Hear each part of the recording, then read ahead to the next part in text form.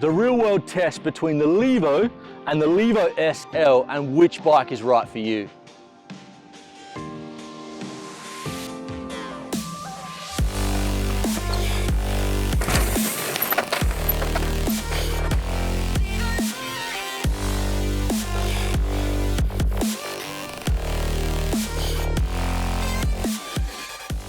Riders, welcome back to Sam's Bikes, where you know we only talk e-bikes, and today it's the real world test between the Levo and the Levo SL. Probably one of the most asked questions on the channel, and today we're going to check it out because Haman, who's actually holding the camera right now, absolute legend, he's just bought a Levo SL S-Works. And it's a perfect opportunity for me to do a little bit of back-to-back testing. And also Haman owns a Levo Gen 2 and he just bought the Levo SL. So we can actually talk to someone that owns both and get a real world impression of how he finds both bikes. And also I've been lucky enough to do 1500 Ks on the Gen 3, which has a 700 watt battery, 90 Newton meters, around 22 to 23 kilos. Very different to the Levo SL, which I've also done 1500 kilometers on. The Levo SL has 35 Newton meters, 320 watt internal battery, and weighs around 17 to 18 kilos. So hugely different bikes, but at the end of this video, I'm gonna tell you which one I would pick and answer all the questions I've had over the last 6 months. And before we jump into it, a massive shout out to our sponsors, Schwalbe, making the best e-bike tires in the business, and the new sponsor, Insta360. And this whole video is gonna be shot on an iPhone, which Haman's holding right now, and the Insta360 Go 2, the smallest action camera on the market. So, riders and Haman, let's ride. Are you ready, Haman? I'm ready. Let's go, let's kick it. And 60 seconds chat about the Levo Gen 3. Oh yeah, it is such a fun bike and it's pretty much a masterpiece. That 6-way geometry changes. You can go from 63.5, 64.5, 65.5, 160, 150 travel. It's a trail bike, but you can turn it into a mini enduro bike. And I'm kind of calling it Trail Duro. And I love it. It's wild.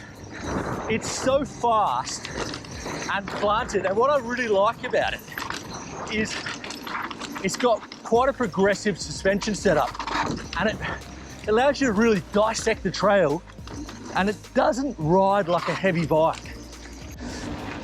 I am going to do my long-term review very shortly because I have hit the 1500 Ks, but I really love this bike. And with that progressive suspension, it's really, really fun to ride. It's a massive improvement over the Gen 2, which, in my opinion, the Gen 2 was more like a trail bike, and this is more, as I said, Trail Duro. With the mullet on the back, so it's got 29 at the front, 27 at the back, it really makes it playful. And also, you got to be careful because it can catch you out on those corners, because the back wheel sometimes likes to step out, which can be quite fun. But I really, really rate this bike. And at the end, riders, make sure you stay on and subscribe, because I'm going to tell you, if I could have one bike, which bike that would be. Okay, so we're going to do like a real world range test. It's definitely not going to be scientific, but Haman and I are in 35-35 in eco, 60-60 in trail, and 100-100 in turbo. And we're going to go up this hill now and just see how it performs. Obviously, the Levo is going to have a fair bit more power, but let's just see what the real world, if you can ride with a Levo and a Levo SL together. Let's go. Okay, so that's me in eco. I got a bit more probably. Now go to trail.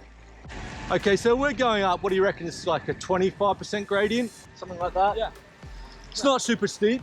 He's holding. Go to turbo now. Okay.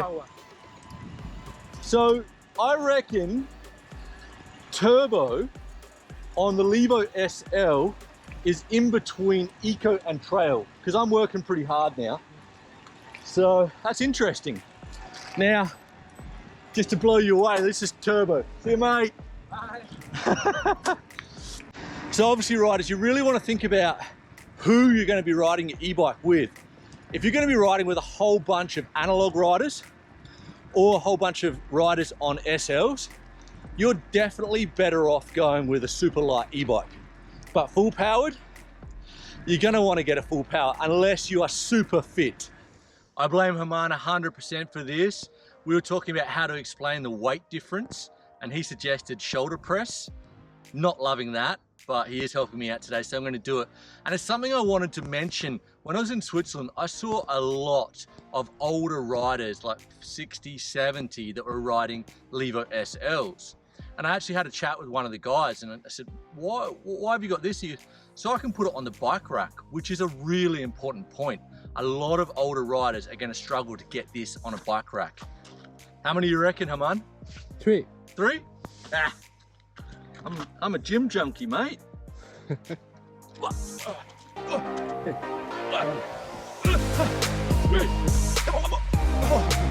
Shit.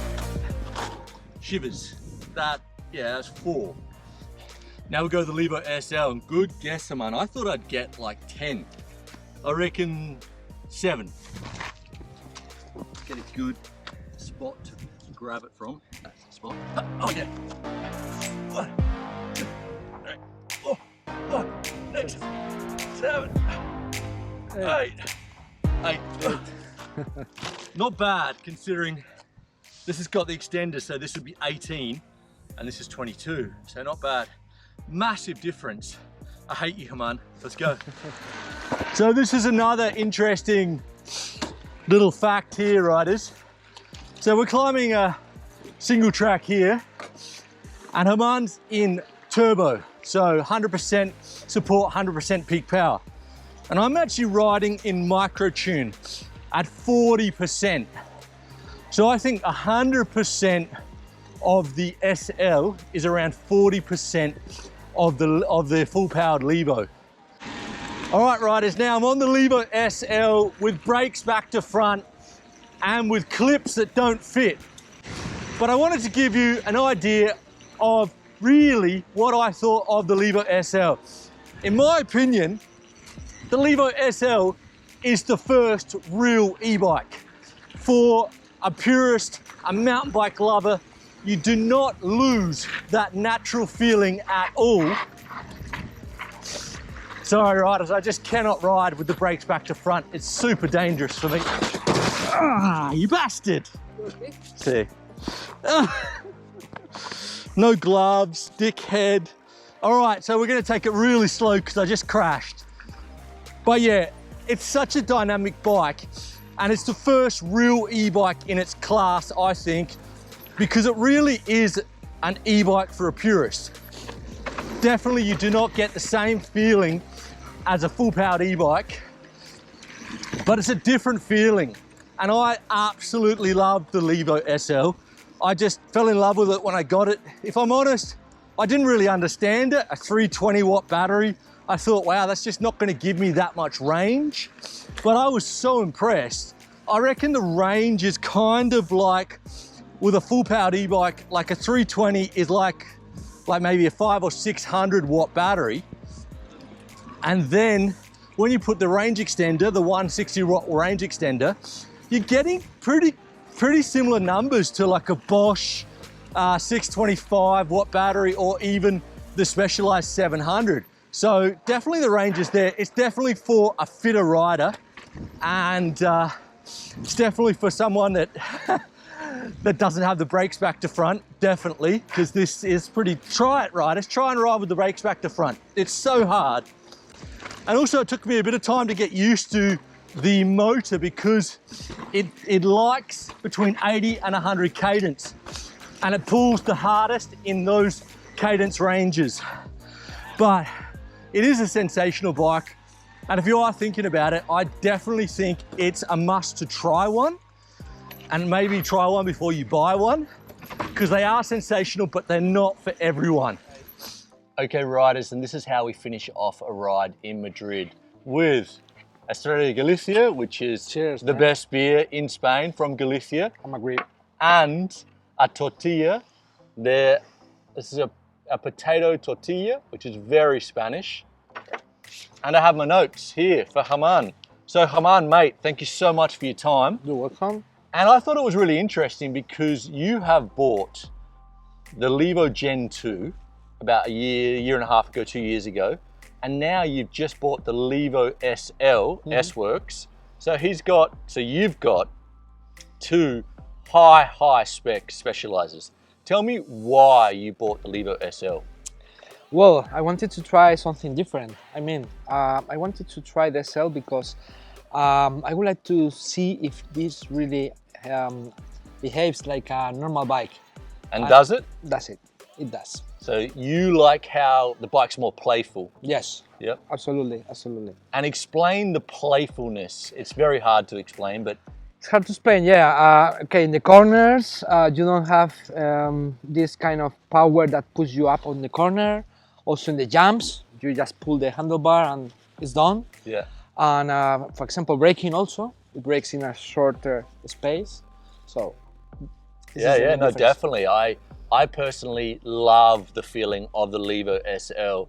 It just feels like a normal mountain bike.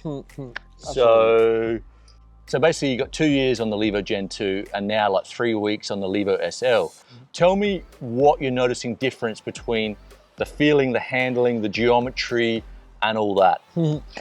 Okay, the DSL, the head angle, you can feel that is more reactive.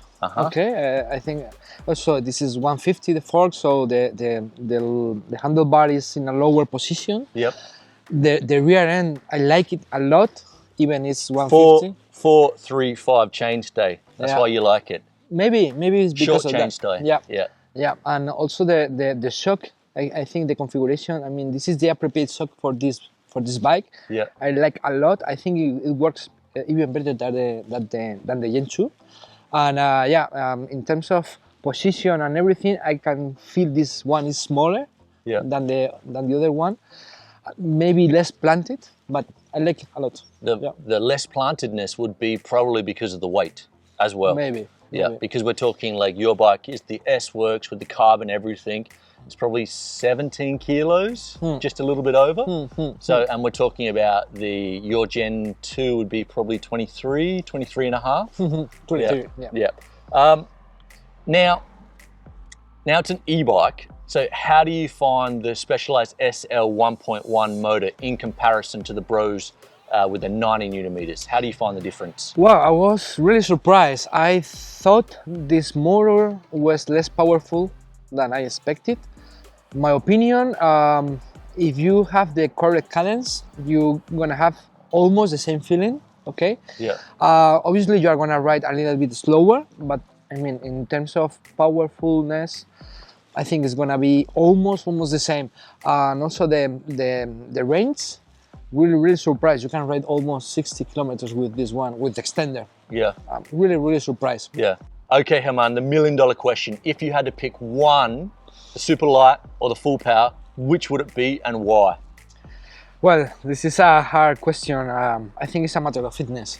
If you are not in fit as me, I'm a businessman and father. I cannot train.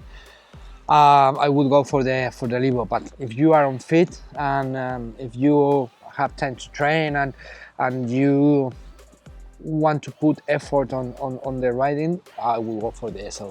Okay, nice. Well, mate, thank you so much for your time. You're welcome, Sam. And riders, this is his second language, English. He does a very good job. If you don't speak a second language, it's super difficult and being in front of a camera. So, mate, thank you so much. You're welcome, Sam. And as I said, I've been lucky enough to ride the Levo SL for 1500 Ks and now the Levo Gen 3 for 1500 Ks. And these are some of the major questions I've been asked on the channel. Can you ride a Levo SL with a full powered e-bike group? I'm going to say yes and no. Yes, if you have a compromise with your group and say, okay, the guys with the full powers need to ride an eco or trail, and the rider on the Levo SL will need to be in turbo pretty much the whole time, and you'll definitely need a range extender if you want to do over 1,000 meters of climbing. But if you are riding with your group and everyone's on a full powered e-bike, I would say get a full powered e-bike. So who is the Levo SL for? I reckon the SL is for someone that maybe isn't that fit, that's still riding with an analog group of riders, because you can ride an eco or trail, and if your analog riders are super fit, you can definitely keep up and you don't lose that natural feel of a mountain bike. And also, if you're an older rider or not a really strong rider, the Levo SL is perfect because you can lift it onto the bike rack, you can take it up a flight of stairs. It's really easy to move around, like 17, 18 kilos, very different to a full powered e-bike. And also a rider that doesn't want to lose that natural feeling. A full powered e-bike is amazing, but it is quite a lot different to a traditional analog bike. And definitely the Levo SL, you feel like you're riding a natural bike, but it gives you a bit of help in those mountains. And it's also perfect for a super fit rider that is riding with full powered e-bike group that doesn't want to lose their fitness, because you can definitely keep up if you get them to come down a little bit and you're super fit. And who's not the Levo SL for? The Levo SL is not for someone that isn't that fit, that wants to get the lightest bike out in the market. You're really gonna struggle to keep up with your full powered e-bike friends. And another question, would you be going the Kenevo SL or the Levo SL? In my opinion, I think both bikes are great, but I think the Kenevo's a little bit more versatile because it's got the 6-way geometry change. It means you can make that enduro bike more a trail bike. So I think the Kenevo is a better trail bike than the Levo is an enduro bike. Now the $1 million question, if I could only have one e-bike, which e-bike would it be? Riders, I'm gonna say without a doubt, 100%, it's gonna be the Levo Gen 3.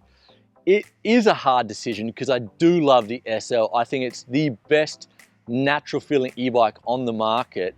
But because I run Sam's bikes and I do ride with a lot of different riders, this bike's just more versatile.